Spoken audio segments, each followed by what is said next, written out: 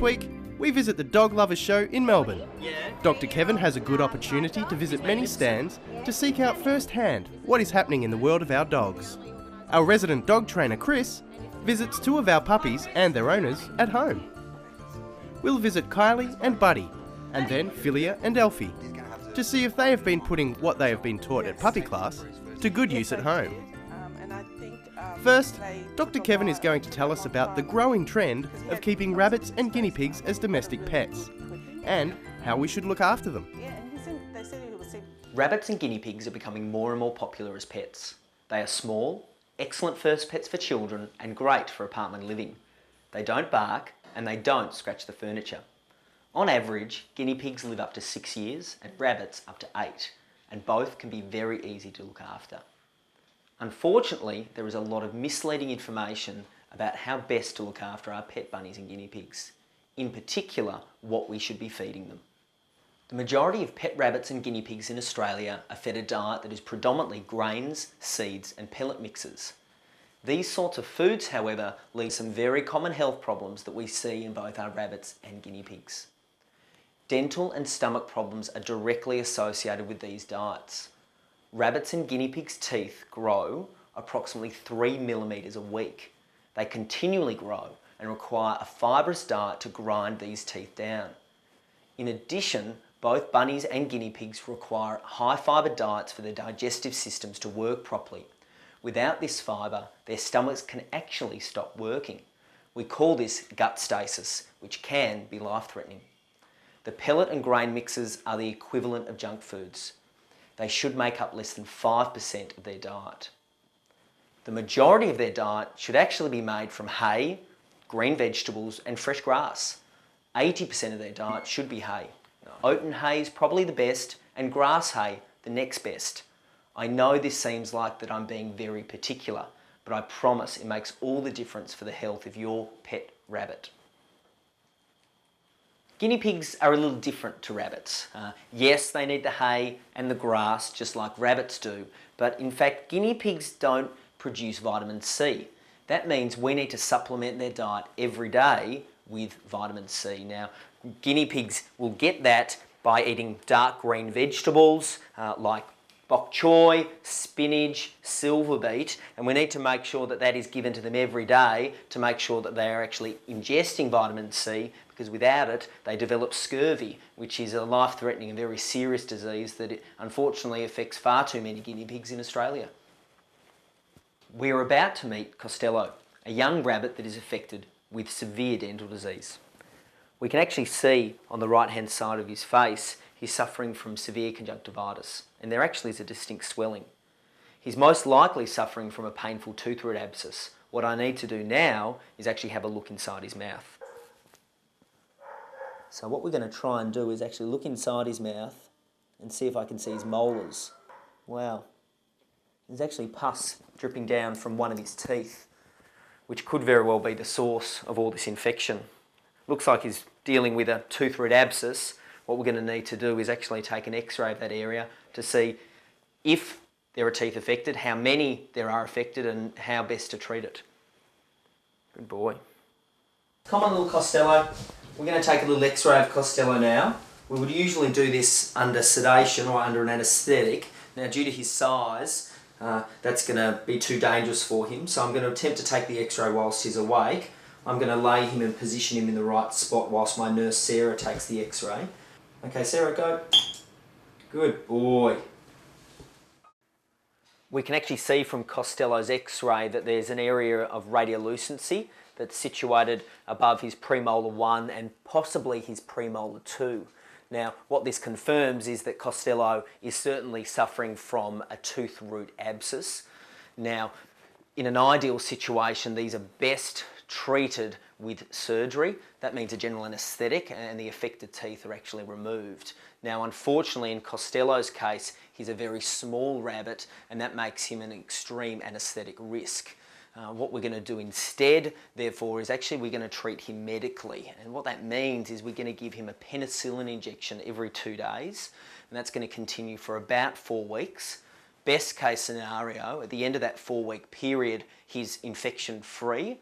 Worst case scenario, we actually need to plan and organise the surgery to be performed later down the track when he's a bit older and is more able to tolerate the effects of the anaesthetic. So I'll give Costello's mum a call now and tell her the news.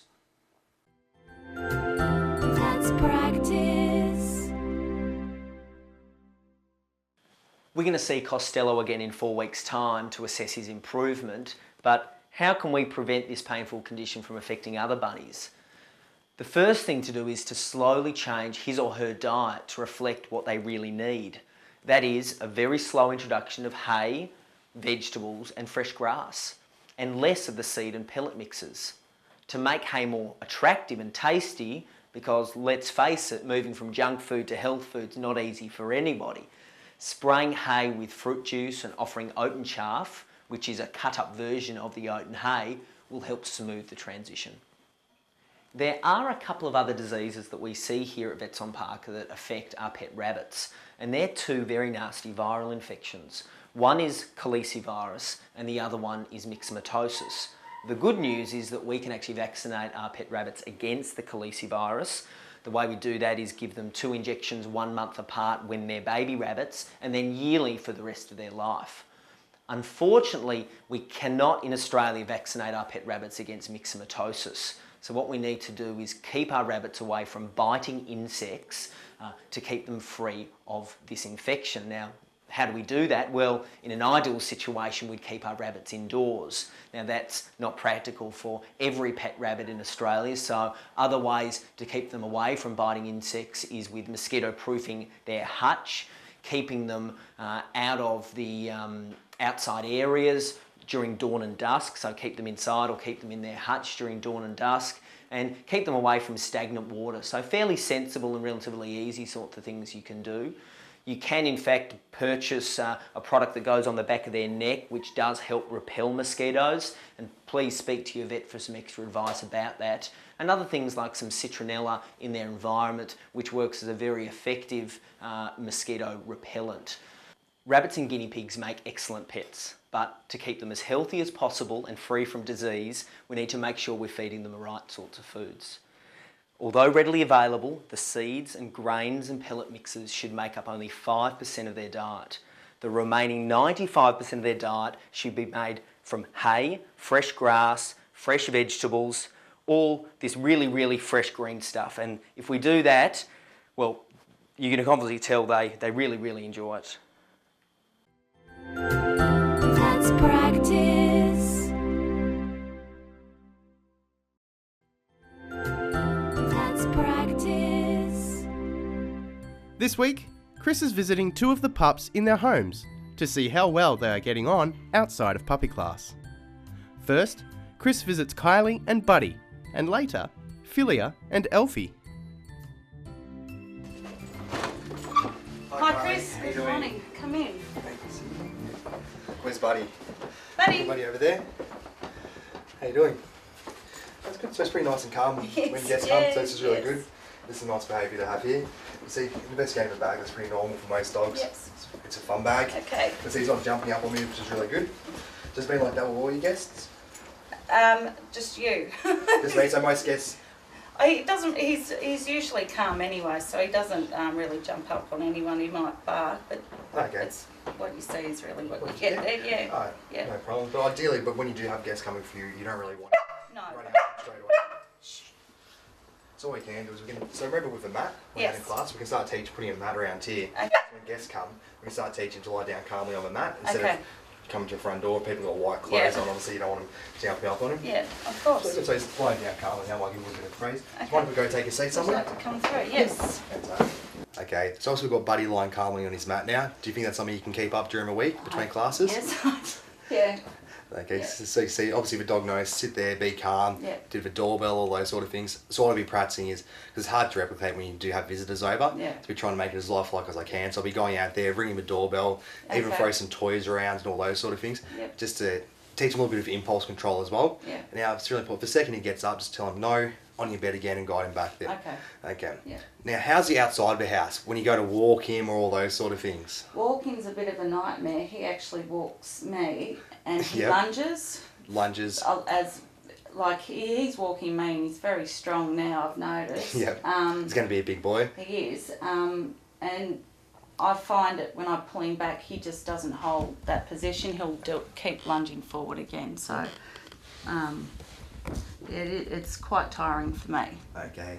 Look, so what we'll do is we'll go outside for a walk, we'll see what it's about, see what we can fix up there. Okay. Now, things pulling back as well, you said, Yeah. that can create more of a desire for a dog to move forward. Yes. We've spoken about that in class. Yeah. So we'll go outside there, see how it's going. And what happens is, as soon as we teach them how to walk properly, for lunging and all those sort of things, they generally tend to diminish. Okay. So dog, I've got a job to do, I've got to walk nicely, pay attention to my owner. Yeah. So lunging and all those sort of things, they're not an option to the dog. Yeah. Okay. Okay, so what we'll do is, got your walking shoes on already? I Good have, to go yeah. like that? Ready to Okay, go. we'll head out. Okay, so show me how you normally walk with Buddy. Come on, buddy. Come on. Come on.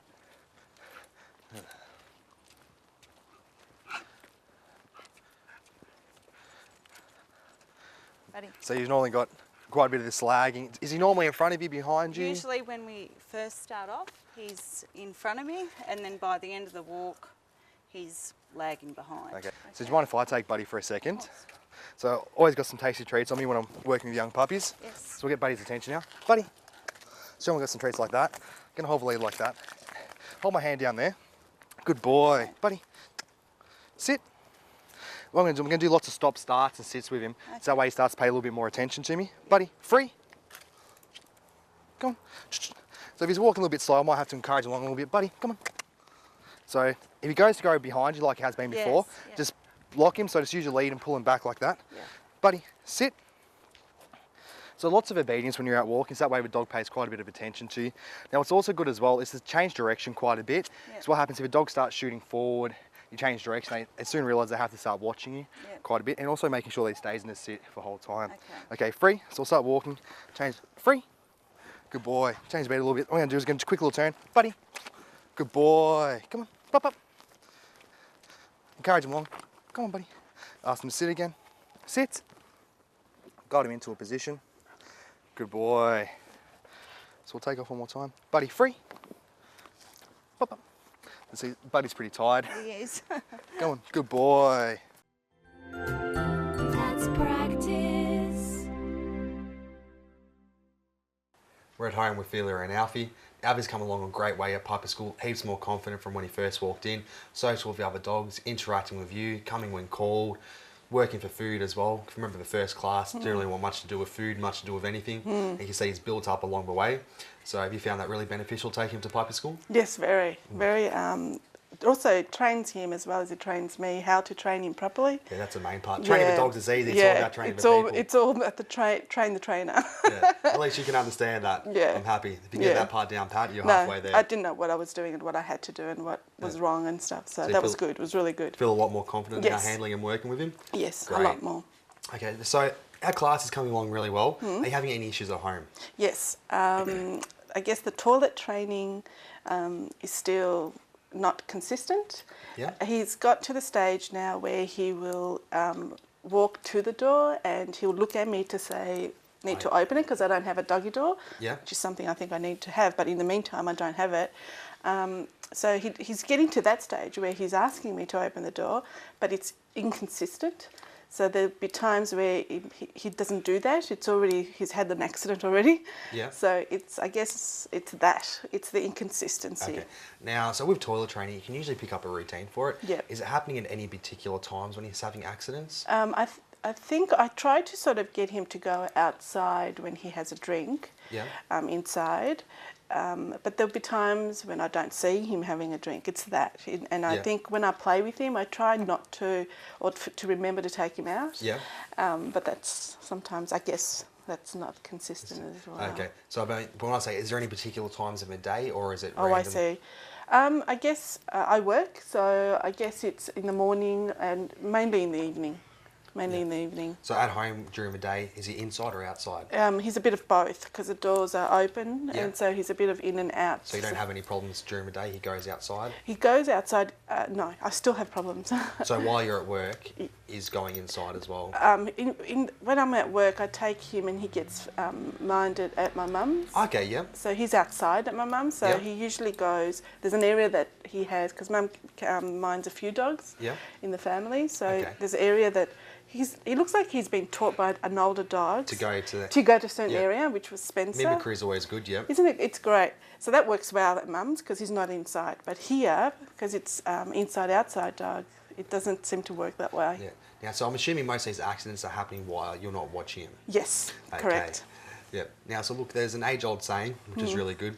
So pretty much how it goes is, if you catch a puppy going to the toilet, you see it's had an accident. Yes. What you should do is go grab a newspaper, Yes. roll it up, walk over with a puppy, Yeah. smack yourself in the head a couple of times, and say, next time I'll watch a puppy more closely. Yeah, always. So with me, whenever a puppy hasn't had you go on there for a second. Yeah, you did. I was thinking.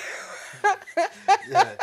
So with me, if the puppy ever has an accident, I usually place the blame on ourselves. Right. Because obviously they want to try to do the right thing, and it's up to us to show them. Yeah. So like I've said many times before, with puppies, if you can't watch them, just place them outside or have them in a crate so they can't rehearse bad behaviour. Okay. Because is he okay outside? Yeah, he's fine outside. He doesn't scream or carry on if you No, can't get in? he's fine. Yeah, so if that's the case when you can't watch him, just so you can eliminate any problems happening, just place him outside and Okay. that's that sorted. Yeah. Because the less he rehearses going inside, Yes. the less it's going to happen. Yeah, okay.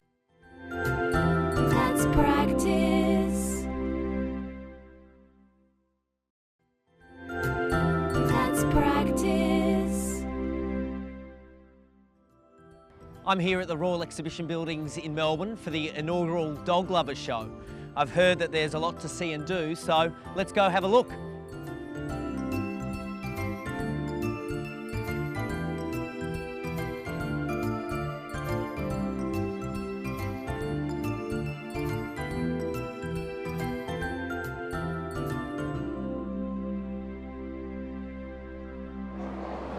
Michael, you are part of Vets Beyond Borders. I am, It's indeed. a fantastic organisation I've heard a lot about. Could you tell me a little bit about it? Yes, Vets Beyond Borders focuses on providing voluntary veterinary work in the Asia-Pacific region, focusing mainly in India, and we provide veterinary services and build veterinary hospitals to de-sex the street dog population and vaccinate them against rabies.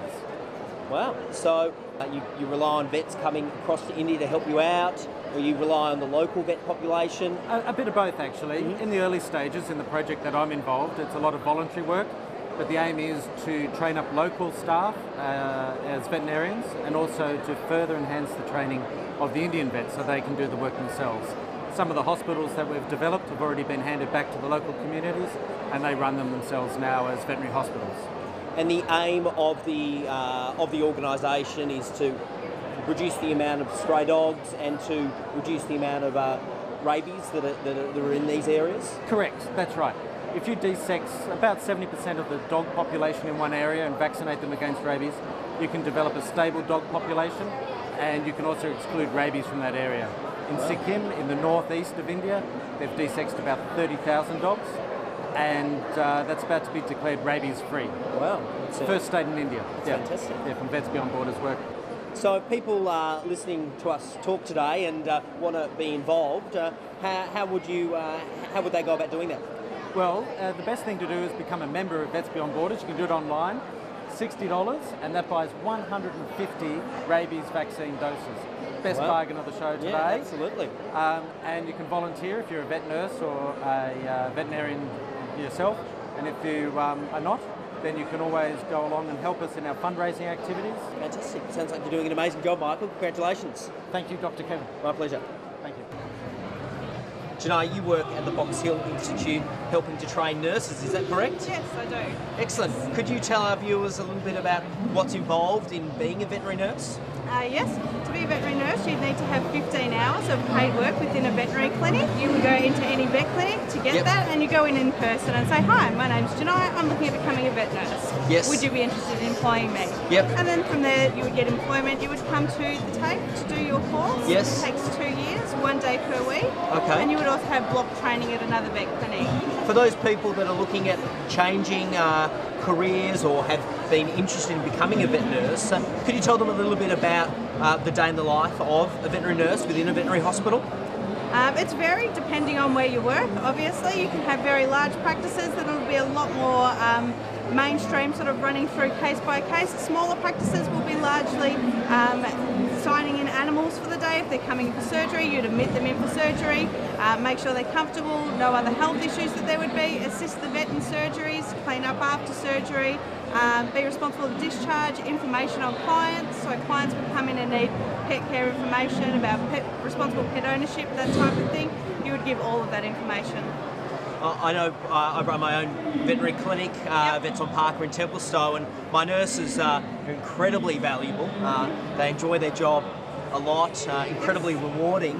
Definitely. If someone was looking at trying to find out a little bit more information, where would you tell them to get that from?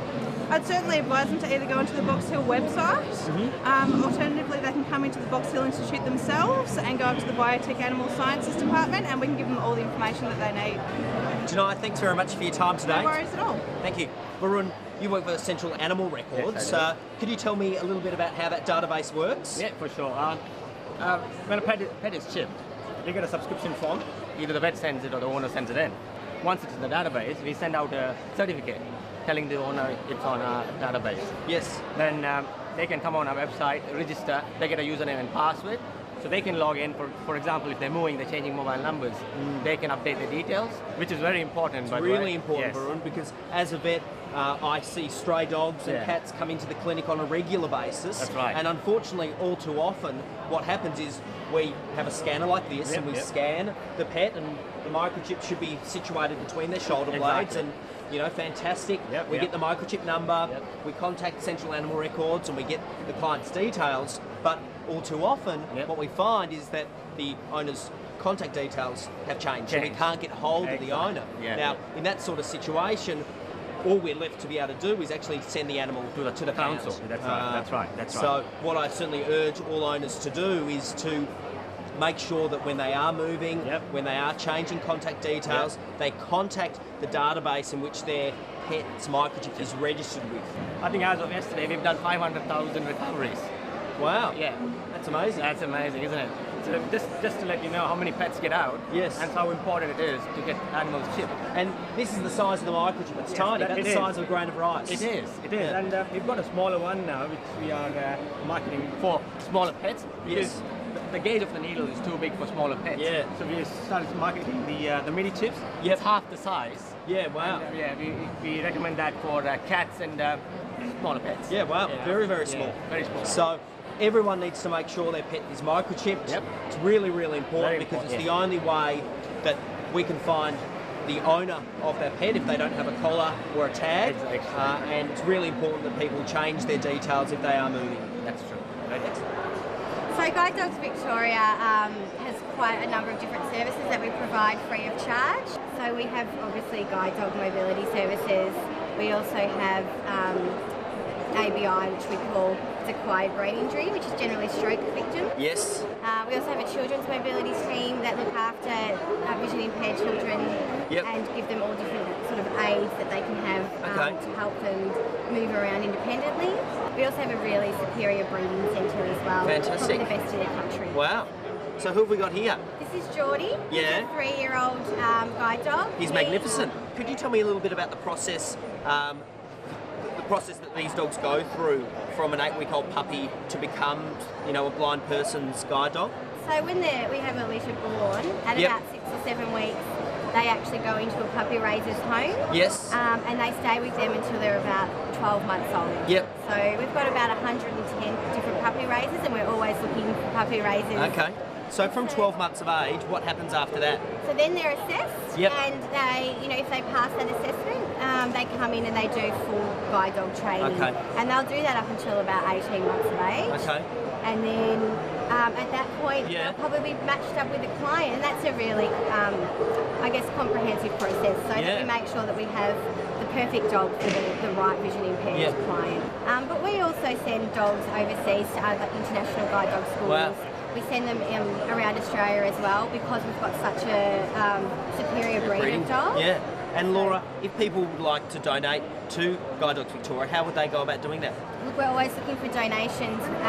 We get less than 7% funding from the government. Yep. So if they want to jump on our website, they can do so. We've got other fundraising initiatives. We're always looking for different fundraising. So if they want to join Run Melbourne, we've got a big team of people fundraising for us via Run Melbourne.